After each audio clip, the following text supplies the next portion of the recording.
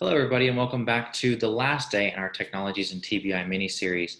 I hope that you're enjoying it, and I hope you're able to learn something. And if you're a patient or potential patient, I hope you're able to learn something as to why it is that we do what we do, and hopefully you're able to understand or get a better grasp of if care here at the Functional Neurology Center might be a good idea for you, and see if we can help you get heading back in the right direction. So for the purpose of, or for my last talk, what we're going to be talking about is the follow-up process, or what happens whenever my care here, or my time spent in the office is done, or my time is over. And so let's talk about, before we talk about that, I wanted to first talk about what it is that a typical course of care even looks like here at the Functional Neurology Center, because I don't think we've discussed that yet. And I think it's imperative to discuss that before we talk about what it looks like whenever you leave the office, because what we like to do here in the office is what's called a week-long intensive program. That's what most people go through. And we find that to be a really good program because we work off of the model of neuroplasticity. And what neuroplasticity is basically the brain's ability to change and the brain's ability to rewire and reintegrate to be able to function optimally again. And so uh, it used to be understood that the brain was unable to change, and basically the cards that you're dealt is the cards that you were going to play with. And we know that to be inaccurate today, and we know that the brain does actually change. And there's a couple things that allow the brain to change, and two of those major things is your rehab has to be experience dependent and time sensitive. And so let's talk about time sensitive first, because I think that's one of the biggest key factors into why it is that we do the week-long intensive program. And basically what the week-long intensive program is a week or 5 days of 15 hours of rehab. And what that is you come in for 3 hours a day. And typically we come in for 1 hour sessions with a little bit of time in between. And we basically just run you through rehab to be able to do a high volume of rehab in a relatively short period of time and bombard your system with a lot of activation and get you heading in the right path. So time sensitive with regards to neuroplasticity is that in order for us to make changes in the brain, you have to be able to apply a large amount of rehab or a repetitive amount of rehab in a frequent and short period of time. And so that's why we decided to work off of this week-long intensive program. And then I think maybe just as important, if not more important than that, is experience dependent and or context specific. And I think we at the Functional Neurology Center do that really well, because what our goal is to be able to, with the first day, so during the first day, what you're going to do is you're going to come into the office. The first 2 hours are pretty much all spent trying to understand who you are and why you're here and what it is that's wrong with your nervous system, so that we can sit down and create an appropriate plan to try and get you better the fastest that we can. So that first session, the first and second session are all about doing diagnostic testing, getting baseline objectives, and hearing your story, and then an exam to try and localize different regions of your nervous system that are not functioning right. And I think what's really cool about the exam in our office and other functional neurology providers is that it's very similar to what you would get at your typical neurologist. But what's different about us is we're now going to try and challenge those systems and challenge those findings to see if we can make any change. And if we can make a change in that very first session, then the odds of getting you better are a lot higher, because it's basically like going into the rest of the week with a treasure map, because we already have the coordinates too, right? So let's say, for example, you put your hands out, we ask you to close your eyes and do finger to nose. And whenever you do your right side, you're like really off. Now what I'm going to do is I'm going to do different challenges that are going to have a high probability of going into the nervous system and activating regions that are responsible for me taking my finger to my nose, and see if then if I do this different challenge, then I do this again, is it different? And so a lot of times what we see is we're able to make those changes in that initial exam. We can show you objectively and subjectively that these findings are changing, and it just makes for the week so much easier whenever we already know in that initial exam, this is how I'm going to, this is the pathway, this is the route that I know that I'm going to take to get this person better. And also, something that's really cool about what we do here in the functional neurology paradigm in general is that, let's say, for example, you have a child or you are dyslexic. And a lot of times with dyslexia is people actually see letters that are rotated, right?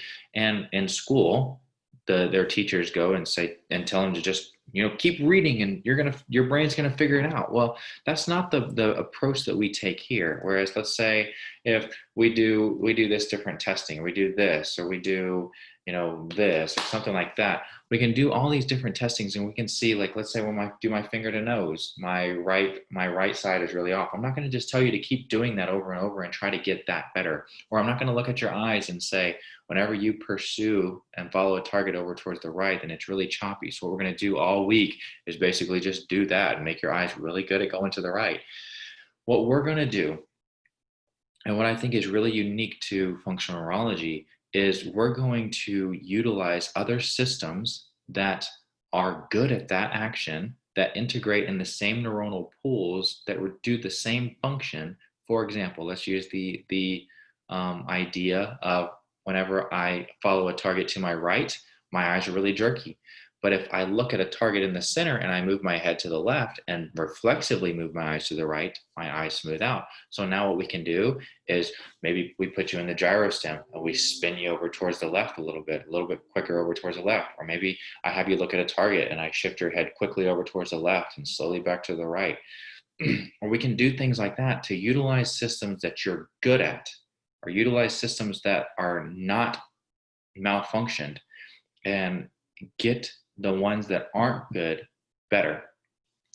So another thing that I wanted to touch on is the idea of how it is that we do rehab, and to continue on this talk of utilizing systems that are good is, let's go back to the discussion that we had earlier in the week and the three fundamental redundant sensory systems that give our brain a sense of where we are. So just a broad oversimplification is the vestibular system tells us where the head is. Our muscles and joints, our proprioceptive system tells us about feedback to where the muscles and our body is relative to the head. And then our visual system gives us a better understanding of where the world is relative to me. So let's say now that I have a damage in my right vestibular system, what I'm not going to do, and what a lot of people do out there in the typical PT, OT, and maybe even the chiro realm, is that what they're going to do and what they're taught to do, if you read their textbooks, is now, let's say my vestibular system's not working right. What I'm going to do is make the proprioceptive system and the visual system work a little bit harder to compensate for the vestibular system not working optimally. And that's not the route that we ascribe to here at the Functional Neurology Center, where we're going to say, if the vestibular system isn't working right or working optimally, we're going to try our best to do different rehab to activate the vestibular system and allow the visual and vestibular, or visual and proprioceptive systems, to then downregulate and not work as hard as they were. I know, novel, right? Fix the problem that's actually the problem. But that's what we want to do. And then if we get to, let's say in the initial exam, I try to do a bunch of different vestibular challenges and they're not working, or maybe I even try a session or two of rehab trying to tackle the vestibular system and it's not working, then we'll dive back into utilizing those other systems to get them better, because we've realized that the vestibular system, for example, let's say I have an infarct in my inner vestibular labyrinth, and now there's no getting it back. Then we have to take other routes. And that's why it's so important to be able to utilize different diagnostic testing and be able to be really good at the neurological exam, to be able to localize exactly where it is the problem is. And then throughout the course of the week, we can redo that testing, and we can do things like brain EQ, which Dr. Carrick did a fantastic job at discussing. And we can utilize things like that where it has a symptom score, or whenever we get in the gyrostim and it's got different symptom trackers, and also in our notes, we can put objective and subjective complaints and how you're progressing through the week that we can compare all week long. And then also, um, we can compare the testing on Monday to the testings that we rerun later in the week and say this is how much better we're doing, or maybe even this is how much better we're not doing. So it's important to be able to show you what it is that we're doing. And that doesn't happen too often, that we progress through the whole week and the testing doesn't get any better, and that you don't start feeling a little bit better. But of course, there's always a possibility. So I hope with that, you're able to understand a little bit better about what it is that the week long intensive um, constitutes. And then now what we're going to get to is I titled this presentation, My Week is Over. Now what? So do we just cut you loose and say, well, good luck? No. So the follow-up process here at the Functional Neurology Center is one that I think is a very good one. And what I think my job is as a clinician, and specifically as a clinician at the Functional Neurology Center working on a week-long intensive model, is my job is to get you to a point. Obviously, we want to make the most progress that we can in that week when you're with me. But I think what my goal is to get you to a point in your rehab where you no longer need all the fancy, expensive equipment that we have in the office, and you can go home and do simple things, whether that be moving your head or moving your body or different coordinations of things like that, that you can then go and continue the progress that we've made in the office, and you no longer need to come in and get electric stim on your face or spin in the gyrostim or something like that. So that's the whole purpose of the week. So at the end of the week, in the last session, what's going to happen is you're going to sit down with me or whatever doctor, whichever doctor that it is that you work with throughout the duration of the week, and we're going to go over the FNC exit packet. And basically, what that is we discuss the follow-up process and at-home exercises, how our week went, and the greatest change that we noticed, and things like that. But let's talk about the follow-up process specifically, because that's what the purpose of this talk is for. So over the course of the next 2 months, leaving the office after your initial week, you have a series of 3 phone call check-ins and 4 email check-ins, where you can basically give us a call and just hop on a call, or maybe we even do a Zoom meeting and a telehealth consult, and just let us know how it is that you're doing. So, and then if you start to take a dive back down, we can critique exercises and look at different findings like over Zoom, or we can even use brain EQ and have you redo the testing and track your symptoms after you leave. And the cool thing about that is it sends the results directly to us. So if you continue doing brain EQ, we can then monitor what it is that your test looks like. For example, I had this lady today that came in. She was here 2 weeks ago, and a couple of days ago, she reached into the back of her car and hit her head on the trunk of the car, getting her groceries out. And the next day, she started experiencing a bunch of symptoms. Well, she's local, so she ended up just coming back into the office, and we just tuned her up a little bit. But if you're not local, or you're not from the state of Minnesota, or not anywhere near the Functional Neurology Center, what we can do is hop on Zoom. We can have you do brain EQ. We can look at different findings over Zoom, and then give you and critique your exercise a little bit to get you back on the straight and narrow. And then another thing that we do in that last session is go over all of your at-home exercises. And typically what we like to do is it's prescribed in the exit packet to do the exercises that we want you to do. And nobody's exercises are the same because everybody's injury is the different, right? And everybody progresses to a different level by the end of the week. So we give you about 8 to 10 exercises catered specifically to you.